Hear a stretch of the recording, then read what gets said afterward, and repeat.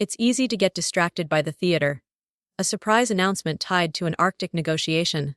A bold demand, a splashy promise, the kind of political headline that turns into memes within minutes. Late-night hosts grin.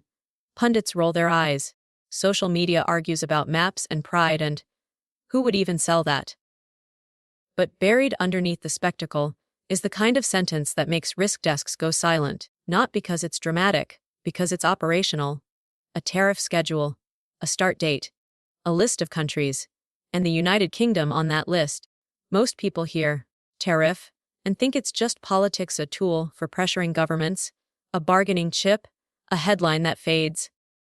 The physical metals world hears something else, a new border cost that turns the global silver market from a single pool into separated ponds. Silver is not only a price on a screen. Silver is weight, serial numbers, approved bars, vault rules, insurance, flights, customs codes, and delivery windows. It is logistics pretending to be finance. And when you suddenly tax the bridge between two pricing capitals, London and New York, you don't just raise costs. You change behavior. You freeze metal in place. You force the biggest players to stop moving inventory, not because they don't want to, but because they can't justify the risk of moving it, and then being punished for bringing it back. That's the real story, not an island, but a bottleneck. And silver, more than almost any other major commodity, lives and dies by bottlenecks. So today we're not doing comedy, we're doing mechanics. Because if this tariff framework actually goes live on the stated dates, the silver market doesn't merely react. It reorganizes. And once markets reorganize around borders, they don't snap back overnight, if they snap back at all. On paper, silver is fungible, an ounce is an ounce. A bar is a bar. If you own 1,000 ounces in one city, you should be able to treat it like 1,000 ounces anywhere else. That's the theory. In practice, silver only behaves like on global market, because a handful of pipelines keep it behaving that way. Pipelines like good delivery standards and recognized refiners, vault networks with mutual acceptance rules, the ability to convert exposure across venues, and most importantly, the ability to move real metal when the paper math gets uncomfortable. London is the center of global OTC dealing and large physical settlement. New York is the center of futures price discovery and hedging flow. Asia is the gravitational pull of steady end demand. When everything is frictionless, spreads get crushed. If London trades a little higher than New York, metal can be attracted toward the higher bid, directly or indirectly, until the gap closes. But closing the gap depends on something most chart watchers ignore. The gap only closes if someone can actually deliver metal into the tight market without getting punished later. That's why a border tax matters more than 1,000 hot takes. A tariff doesn't have to ban anything to break a system. It only has to make the round trip uneconomical, and silver's modern pricing system, especially between London and New York, relies on round trips. Not always a bar physically flying the same week, but the assumption that it could. If that assumption dies, the pricing mechanism starts producing multiple truths at once. A screen price in one place, a street price in another, a forward price that stops converging, a physical premium that refuses to behave. When people say, the market is efficient, what they really mean is, the pipes still work. A tariff is a kink in the pipe, and if the kink is big enough, the market stops being global and starts being local. Here's the part nobody explains clearly because it sounds too simple. When one hub gets tight, the system normally borrows relief from another hub. Sometimes that relief is obvious. Metal gets flown, shipped, reassayed, re-barcoded, re-vaulted. Sometimes it's more subtle. Ownership swaps between institutions exchange for physical style conversions, reallocations inside vault networks. Paper now, metal later. Arrangements that only work if metal later remains plausible. The whole architecture depends on the belief that inventory is mobile enough to backstop stress. That belief keeps spreads narrow and keeps panic from feeding itself.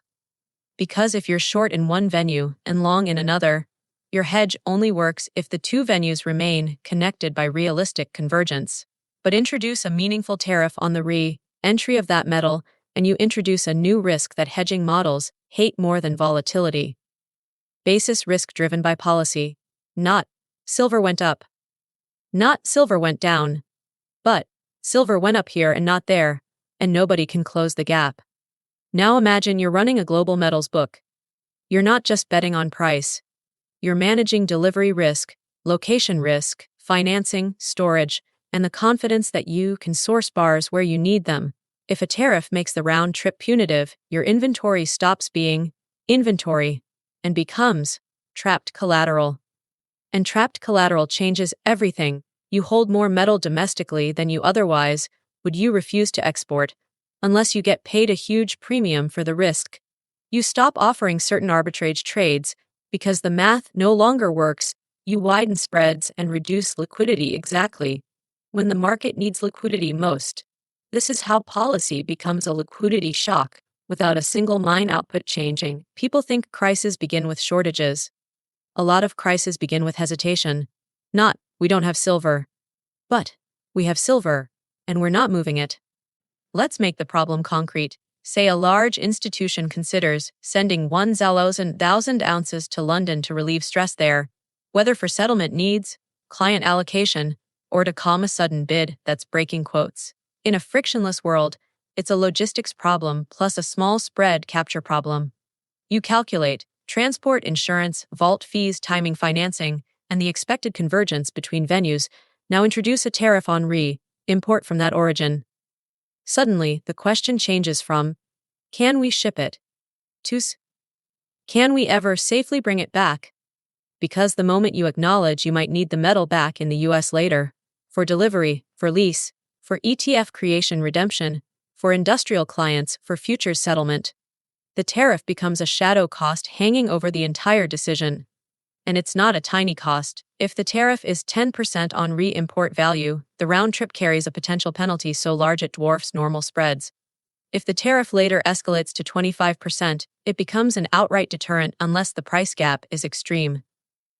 This creates what I'll call the one-way turnstile effect. Metal can enter the US and feel safe, because once it's inside, players expect it to stay. But metal leaving the US becomes a strategic decision, not a routine operation. And when routine operations become strategic decisions, the market loses elasticity. Elasticity is what prevents squeezes. So what happens inside institutions the moment this risk appears? Risk managers do what risk managers always do when confronted with policy-driven uncertainty: tighten limits, reduce optionality, halt discretionary movements, demand higher internal transfer pricing, and prioritize the venue where legal and operational control is strongest. If you're a bank with major U.S. exposure, you don't casually strand metal offshore if the cost to repatriate could explode. So you do the rational thing: you keep more metal onshore. Not because you're bullish, not because you love silver, but because you love survival. That single behavioral shift is enough to reshape flows, and reshaped flows are enough to reshape price. Now shift the camera to London. London matters because it's where large physical business clears, where a massive amount of unallocated credit lives, and where global participants expect deep liquidity. But London's strength is also its vulnerability. It works best when it can pull supply from everywhere. If London is experiencing heavy outflows to end demand regions, think long-haul pull from Asia, then London becomes dependent on replenishment. Replenishment can come from fresh refining output, recycling flows, redirected bullion inventories, and critically, stock shifts from other vault centers. If a tariff framework effectively discourages U.S. metal from being shipped and then later repatriated, London's emergency backstop weakens. And the moment the market senses a weakened backstop, behavior changes fast. Here's how a stress event can form. Physical tightness widens, local premiums and delivery times in London. Unallocated holders get nervous and request allocation or withdrawal. Banks and dealers attempt to source bars to meet those requests. Sourcing bids push local price higher relative to other hubs.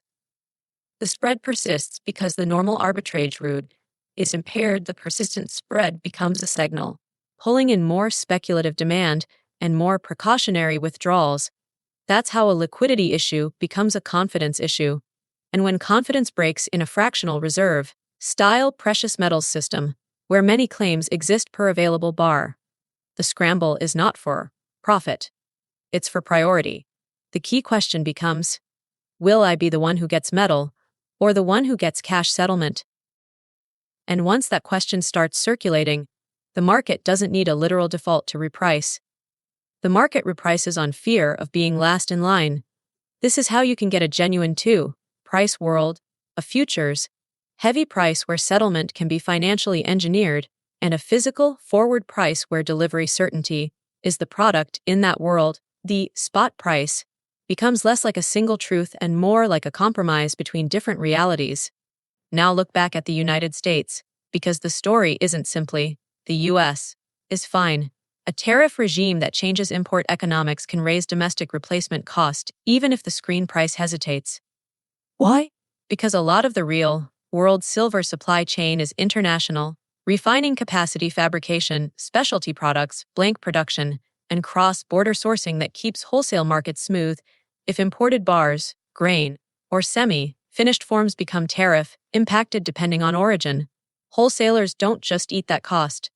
They pass it through. That means you can see a scenario where headline spot looks stable, but retail premiums rise, industrial offtake contracts get repriced, and smaller fabricators struggle to secure input metal without paying up. And there's a second order effect that's even more important. When moving metal across borders becomes expensive or uncertain, market participants begin valuing metal by jurisdiction. Not, what is silver worth? But, what is silver worth here, where I can actually use it? That pushes the market toward replacement cost pricing. What does it cost to source deliverable metal inside my country? What does it cost to replace inventory if I sell today? How long is the lead time?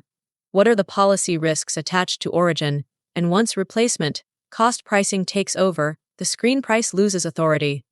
This is exactly how you end up with a world where people argue online. Silver is X. No, it's X plus premium.